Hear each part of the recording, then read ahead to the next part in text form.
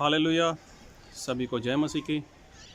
मैं अमरीक जॉय आज एक बार फिर प्रभु पिता का धन्यवाद करता हूं कि आज एक बार फिर प्रभु पिता ने समय दिया कि परमेश्वर के वचन को लेकर आप लोगों के साथ बांट सकूं।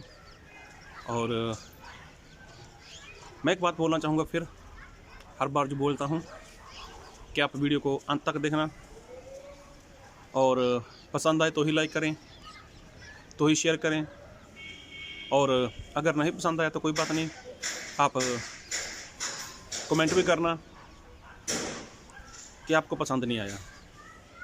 अगर आप कोई बातचीत करना चाहते हो तो आप मेरे से बातचीत भी कर सकते हो, लेकिन किसी विवाद के लिए नहीं, लेकिन परमेश्वर के वचन को सीखने के लिए, समझने के लिए, और हम आगे बढ़ सकें उसके लिए। तो अगर आप मेरे चैनल पर नए हो तो आप मेरे चैनल को सब्सक्राइब करें, जो बेल आइकॉन है उसको टच करें, ताकि जब भी कोई नया वीडियो अपलोड करूं उसकी नोटिफिकेशन, उसकी जानकारी आपको तुरंत मिलने पाए।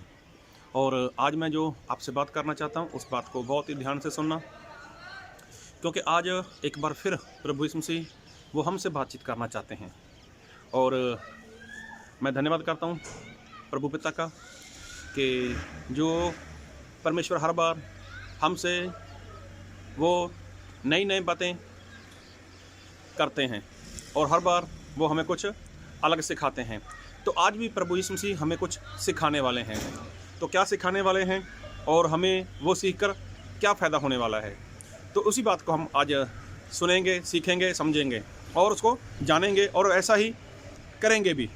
और मैं एक वचन पढ़ूंगा आपके लिए, और मैं वचन पढ़ना चाहूँगा आपके लिए यूहन्ना रचित सुसमाचार उसका 17 अध्याय उसका 21 वचन,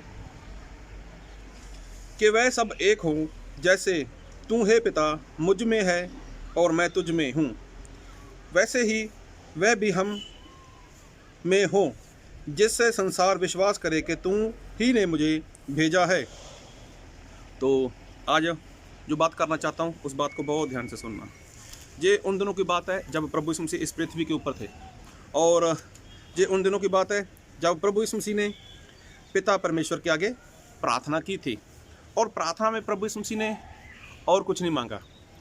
प्रभु यीशु मसीह ने यही मांगा कि पिता, जो लोग मुझ पर विश्वास करते हैं, जो लोग मुझ पर विश्वास करते हैं वो सभी एक हो जाएं। जी हाँ, वो सभी लोग क्या हो जाएं? एक हो जाएं। और कैसे एक? जिस तरह से पिता मैं आप में हूँ और आप मुझ में हो और हम दोनों एक दूसरे के अंदर हैं, वैसे ही पिता ये सभी लोग बोले तो ये सभी विश्वासी लोग, जितने लोग वचन को सुनेंगे, जितने लोग वचन को मानेंगे, और ये प्रेरितों की बात नहीं हो रही, उसके बाद भी जितने लोग विश्वास करेंगे सभी लोग एक हो जाएं। जी हाँ, प्रभु यीशु मसीह यही चाहते थे कि जो उसके चेले हैं वो क्या करें? वो एक हो जाएं। तो प्रभु यीशु मसीह आज भी यही चाहते हैं कि प्रभु यीशु मसीह के ऊपर विश्वास करने वाले लोग वो एक हो जाएं। तो क्या आज ऐसा हो रहा है? प्रभु यीशु मसीह क्यों बार बार ऐसा बोलते थे कि सभी एक हो जाएं? तो एक होने में क्या फ़ायदा है? तो ये बात प्रभु यीशु मसीह अपने चेलों को हर बार बोल देते थे, हर बार प्रभु यीशु मसीह अपने चेलों को सिखाते थे, लेकिन चेले लोग नहीं समझ पाए।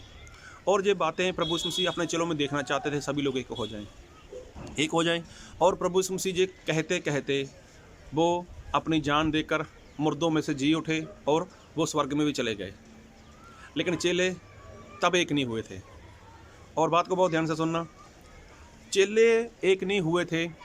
प्रभु यीशु मसीह तो चाहते थे कि उसके चेले, जो उसके ऊपर विश्वास करने वाले लोग हैं, वो एक हो जाएं। और प्रभु यीशु मसीह ने बहुत बार बोला भी, बहुत बार कहा भी लोगों को, अपने चेलों को भी बोला। प्रभु यीशु मसीह ने प्रार्थना भी की, लेकिन चेले लोग एक नहीं हो पाए। तो एक नहीं हो पाए। प्रभु यीशु मसीह चाहते थे, प्रभु यीशु मसीह देखना चाहते थे अपने चेलों को भी एक हो गए, लेकिन नहीं हुए। लेकिन उसके बाद देखना, जब प्रभु यीशु मसीह ने 50वें दिन, जब वो प्रभु यीशु मसीह मुर्दों में से जी उठे थे, जो 50वां दिन आया था, तब उसके बाद वो चेलों के ऊपर जब पवित्र आत्मा आया और सभी लोग पवित्र आत्मा के साथ भर गए, तो आगे जाके पढ़ना प्रेरितों का काम उसके 4 अध्याय में, तो वहाँ पर ऐसा लिखा कि सभी चेले, सभी लोग एक मन हो चुके थे, एक चित्त हो चुके थे और सभी एक हो गए थे। तो एक होना प्रभु यीशु मसीह क्यों कहते हैं? किस लिए कहते हैं? क्या एक होने से कोई फ़ायदा है? तो इसमें किसी जाति की बात नहीं कर रहा, किसी धर्म की बात नहीं कर रहा, किसी देश की बात नहीं कर रहा, लेकिन प्रभु यीशु मसीह अपने विश्वासी लोगों की बात करते हैं कि एक हो जाएं। तो ऐसा क्या है जो प्रभु यीशु मसीह बार बार बोलते थे, मेरे चेले, मेरे पे विश्वास करने वाले लोग सभी एक हो जाएं। तो इसका फ़ायदा क्या है? इसका फ़ायदा तो बहुत है, इसका बहुत ही फ़ायदा है, लेकिन इसका नुकसान भी है। नुकसान क्या? जब प्रभु यीशु मसीह अपने चेलों के साथ घूमते थे, तब प्रभु यीशु मसीह ने बोला था कि जेरूशलेम में जाऊंगा, वहाँ पर मुझे पकड़ लेंगे, मुझे मार डालेंगे, लेकिन मैं मुर्दों में से जी उठूंगा। तो ये सारी बातें प्रभु यीशु मसीह अपने चेलों को बोलते थे।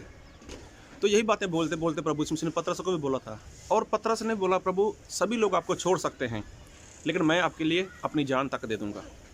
तो दूसरे चेलों ने भी ऐसे बोला कि नहीं, हम अपनी जान दे देंगे, आपको छोड़ेंगे नहीं। तो प्रभु यीशु मसीह ने जब ये पतरस को बोलते देखा, तो प्रभु यीशु मसीह ने पतरस को बोला, पतरस तू मेरा 3 बार इनकार करेगा और मुर्गा 2 बार भांग देगा।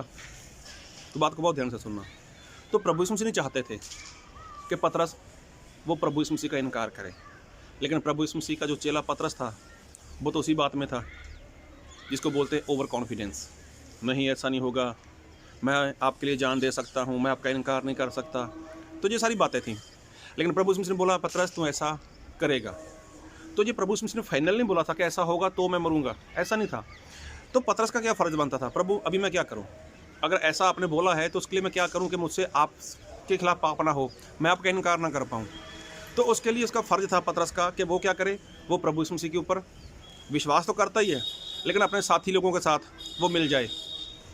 और ये शत्रु शैतान की योजना थी पतरस के लिए। प्रभु यीशु मसीह ने बोला था कि शैतान ने तुम लोगों को मांग लिया मुझसे कि वो क्या करे, वो गेहूं की करता वो फटका मारे। लेकिन ये बात प्रभु यीशु मसीह ने बोली थी, लेकिन चेले लोग नहीं समझ पाए, और जहाँ तक पतरस नहीं समझ पाया। लेकिन बाइबल में ऐसा लिखा है, मैं एक वचन और पढ़ूंगा आपके लिए, यूहन्ना रचित सुसमाचार उसका 18 अध्याय और उसके 15 वचन से लेकर। समौन पतरस और एक अन्य चेला भी यीशु के पीछे हो लिए। यह चेला महायाजक का जाना पहचाना था, इसलिए वह यीशु के साथ महायाजक के आंगन में गया, परंतु पतरस बाहर द्वार पर खड़ा रहा। तब वह दूसरा चेला जो महायाजक का जाना पहचाना था बाहर निकला और द्वारपालन से कहकर पतरस को भी भीतर ले आया। अभी देखो, जहाँ पर तो पतरस, जब यीशु मसीह को पकड़ लिया गया है, तो पतरस तो प्रभु यीशु मसीह के पीछे गया, और प्रभु यीशु मसीह के पीछे अकेला पतरस नहीं गया, एक और चेला भी था। उस चेले का नाम तो नहीं लिखा, लेकिन मैं आपकी परीक्षा नहीं करूँगा, ना ही मैं आपको जांचने का प्रयत्न करूँगा। अगर आप चेले का नाम जानते हो कि जो महायाजक की जान पहचान वाला था, तो आप उस चेले का नाम कमेंट बॉक्स में लिखना। जी हाँ, अगर आप उस चेले को जानते हो कि वो चेला कौन था, ये मैं आपको होमवर्क दे रहा हूँ, बाइबल पढ़ना, पता चल जाएगा आपको तो वो चेला कौन था। अगर आप जानते हो तो कमेंट बॉक्स में उसका नाम लिखना। फिर अभी वो प्रभु यीशु मसीह के पीछे पतरस तो जाना चाहता था, लेकिन वहाँ पर उसकी कोई जान पहचान नहीं है। लेकिन वहाँ पर एक जो प्रभु यीशु मसीह का दूसरा चेला था, उसकी पहचान थी वहाँ पर किसी महायाजक के साथ, और पतरस को बाहर खड़े देखा उसने। और बाइबल में ऐसा लिखा है 16 में, यूहन्ना रचित सुसमाचार उसका 18 अध्याय उसका 16 वचन, परंतु पतरस बाहर द्वार पर खड़ा रहा। देखो, पतरस बाहर खड़ा था। अभी वो तो यीशु मसीह के पीछे जाना चाहता था, देखना चाहता था कि प्रभु यीशु मसीह के साथ क्या होता है। जब वो बाहर खड़ा है, अंदर नहीं जा सकता क्योंकि उसकी जान पहचान नहीं है।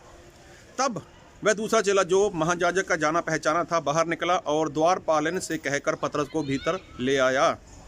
अभी देखो,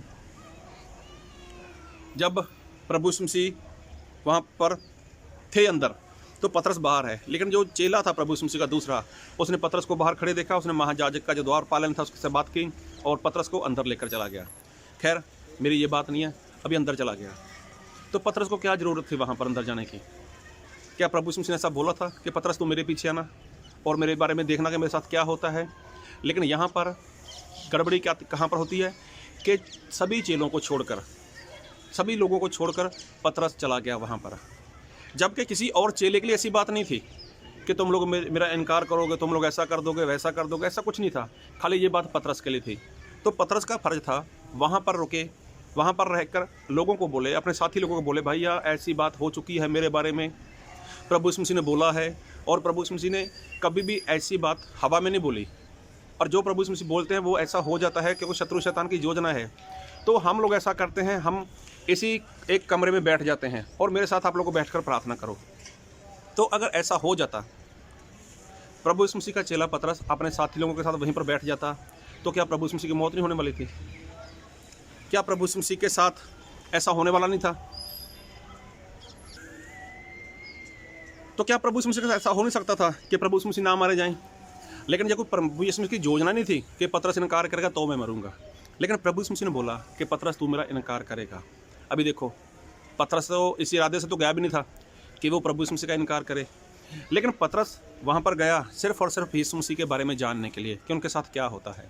अभी देखो, वहाँ पर शैतान ने क्या योजना बनाई कि उसकी कोई पहचान भी नहीं है, लेकिन वहाँ पर कोई और चेला था तो उसने पतरस को अंदर ले लिया। तो वो भी कौन सा इस इरादे से अंदर लेकर गया उसको? उस चेले का भी कौन सा ऐसा इरादा था? इरादा तो नहीं था, लेकिन जो शैतान की योजना थी, पतरस उसमें फंसता चला गया। और आगे जाकर देखना, पतरस ने वहाँ पर इनकार किया। तो अभी देखो, अगर ये सभी लोग एक होते, अगर सभी लोग ये एक मन एक चित्त होते और सभी लोग एक जगह बैठकर प्रार्थना करते, तो प्रभु यीशु मसीह का तो जो होना था वो तो होना ही था, क्योंकि प्रभु यीशु मसीह आए इसीलिए थे अपनी जान दे। तो प्रभु यीशु मसीह जान देकर वो तो मुर्दों में से जी उठने वाले थे। ये बातें तो यीशु मसीह ने अपने चेलों को बताई थी।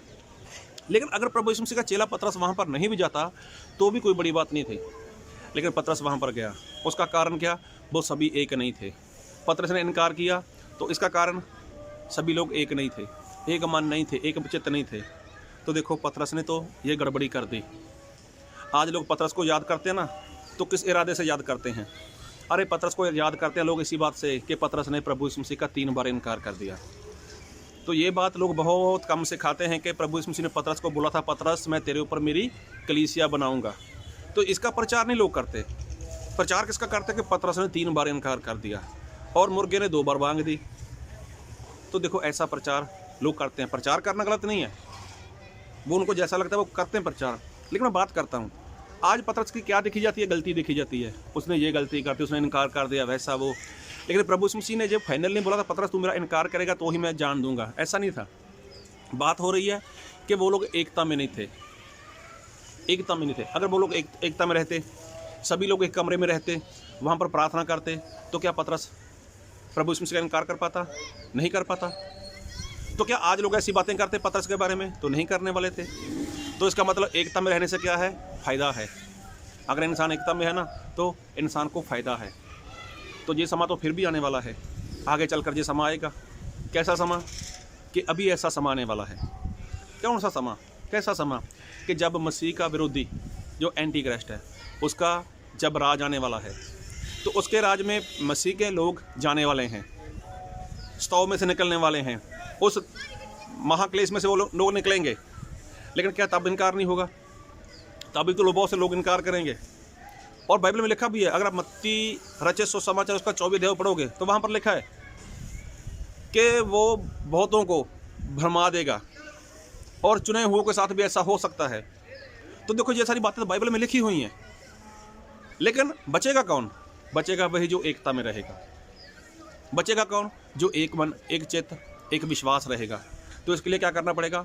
सभी को, विश्वासी लोगों को इकट्ठा होना पड़ेगा, ताकि हम एक दूसरे को क्या दे उनको हम हौसला दे सकें, उनको हम बढ़ावा दे सकें, उनको हम विश्वास में बढ़ा सकें। अगर ऐसा करेंगे तो हम लोग बच सकते हैं, अगर एकता में रहेंगे। पतरस देखो, पतरस के पास चलो बाद में समय था, उसने तो पश्चाताप किया, वो रोया, और चलो परमेश्वर ने प्रभु यीशु मसीह इसके ऊपर रहम भी कर दिया। लेकिन प्रभु यीशु मसीह का अब जो इनकार कर देगा इंसान, जो अब की बार प्रभु यीशु मसीह को छोड़ देगा या प्रभु यीशु मसीह का इनकार कर देगा, तो क्या उसको प्रभु यीशु मसीह दोबारा मौका देंगे इकरार करने का?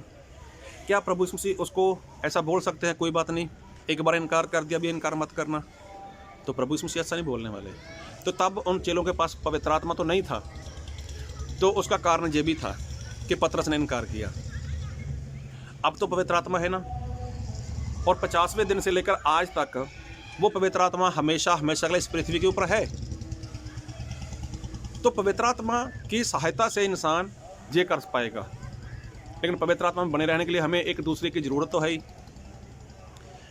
बहुत पहले जब हमारे भारत देश की क्रिकेट की टीम जब वो खेला करती थी, तो वो लोग ना अपने लिए खेलते थे और अपने लिए खेलते थे। हर जो प्लेयर था, हर खिलाड़ी अपने लिए खेलता था। कोई अपनी 50 के लिए खेलता था, कोई अपने सेंचुरी के लिए खेलता था। लेकिन कभी भी हमारा जो भारत देश की क्रिकेट टीम है वो कभी सफल नहीं होती थी, हर बार हार जाती थी। लेकिन उसके बाद वही लोग जब अपने लिए खेलना बंद कर उन लोगों ने देश के लिए खेलना शुरू कर दिया, तो देखो आज भारत देश की टीम है जो, उसका कितना बड़ा नाम है। कारण क्या? वो लोग एक हो गए। पहले तो अपने अपने खेलने की पड़ी थी ना, अरे मेरे 50 पूरे हो जाए, मेरा 100 पूरा हो जाए, मेरी सेंचुरी पूरी हो जाए। तो ऐसा इंसान ऐसा करता था। मतलब वो खेलते तो एक ही जगह पर थे, खेलते सभी मिलकर ही थे, लेकिन सभी के दिमाग अलग अलग से काम करते थे, इसीलिए वो लोग नहीं बढ़ पाए। तो प्रभु यीशु मसीह ने यही बोला है, हे पिता ये लोग एक हो जाएं। एक हो जाएं तो एक हो, अगर विश्वासी लोग एक होते हैं तो उसमें फ़ायदा प्रभु यीशु मसीह का नहीं है, विश्वासी लोगों का फ़ायदा है। कल जाकर कोई उस सताव के दिनों में, एंटी क्राइस्ट के दिनों में कोई आपको परेशान करे, आपको धमकाए, आपको मार डालना चाहे, तो साथ वाले लोग आपको हौसला दे सकते हैं। अरे साथ वाले लोग आपको बढ़ावा दे सकते हैं, कोई बात नहीं, हम स्वर्ग में मिलेंगे, कोई बात नहीं, डरो मत, डटे रहो, बने रहो, खड़े रहो, परमेश्वर सहायता करेंगे।